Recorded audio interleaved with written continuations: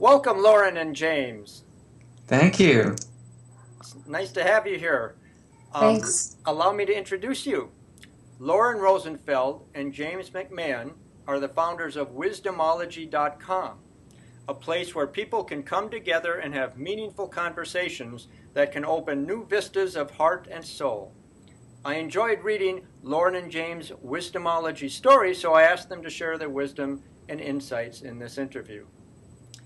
Let me ask, first of all, when did the two of you start working together? And was it always your plan to collaborate?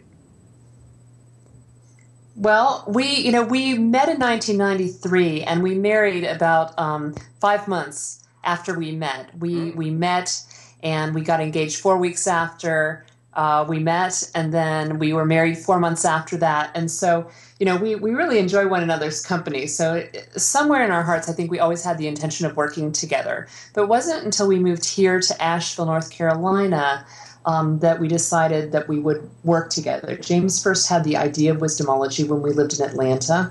And when we moved here, I was working as a parenting coach, and James was working on the website. And we had a couple of wonderful offices downtown separated by some French doors. And I found that I was visiting James's office quite a bit and consulting on Wisdomology. And then we had this aha, you know what?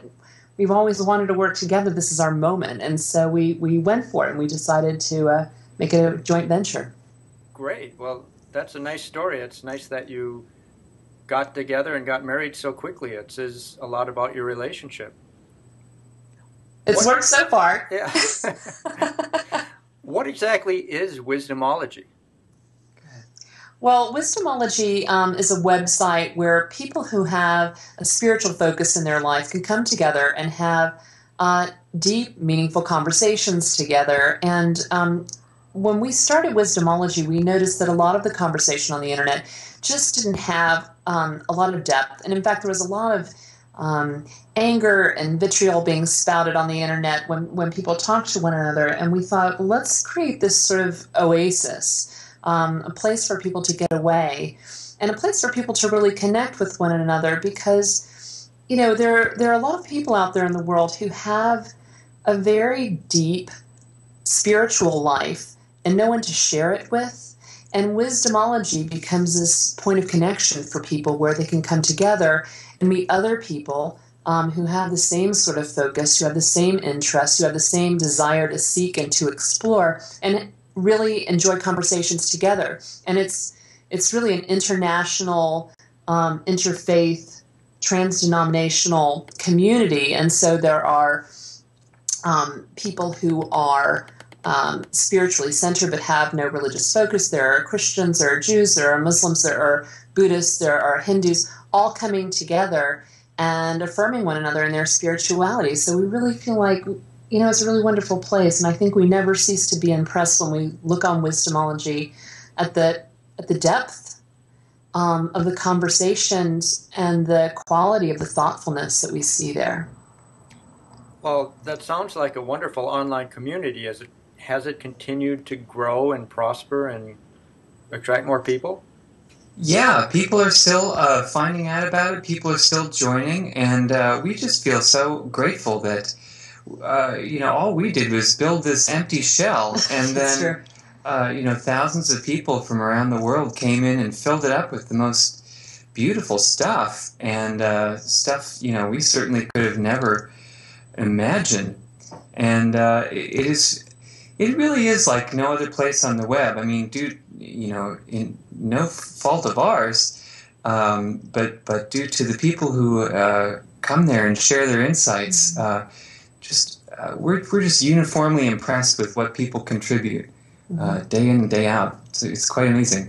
Yeah, we've had to do very little stepping in and stopping any kind of conversation, because people seem to monitor themselves, and they really want it to be a place where people feel honored for their beliefs and respected for their journeys. And the way that people talk to each other is, it's really lovely. It's really lovely to see. And, we at the beginning sort of were in there and talking to everybody all the time to try to keep it going. And now it just goes on its own. And we we stop by regularly and we converse with people, and we share our thoughts and we affirm the thoughts of others. But the community goes on its own and does so in a really graceful, I think, and respectful way. Well, when I first became aware of you on Twitter, I saw that you were featuring your to-be list. What exactly is a to-be list? Well, we're actually, James and I have co-authored a book that's we're hoping to have published by end of January, and it's called Your To-Be List. And the basic idea of your to-be list is that rather than looking at your life daily in terms of everything that you have to do, really get up in the morning and think about what is it that you want to be? What states of being do you really want to enhance and grow in your life? And then look at your to-do list, which is something that we all have to live with every day, and look at every to-do as an opportunity to practice at being the person that you really want to be. So if I wake up in the morning and I know that what I want to be is happy and relaxed and joyful and caring and compassionate, then everything on my to-do list is an opportunity to practice at that. And we're really excited about the book, and we love the concept because it's a very simple way to engage with meaning on a daily basis, and to even look at daily challenges as a way to enhance spiritual growth. So it's all about setting intention? I think, yeah. I mean, I think it really is about setting intention. And setting intention for your state of being, as opposed to setting an intention for a particular outcome or goal that you want to achieve.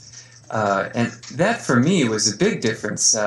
Coming from corporate America, where I worked for many years, we were all about goals and outcomes. And there's nothing wrong with that. It's just that sometimes it's easy to forget to be happy while you're achieving all those things. And so then at the end of the achievement, you kind of wonder, where did my life go? And so that's really one of the reasons we wanted to write this book, is so that we all don't get to the end of our time and wonder where our time went.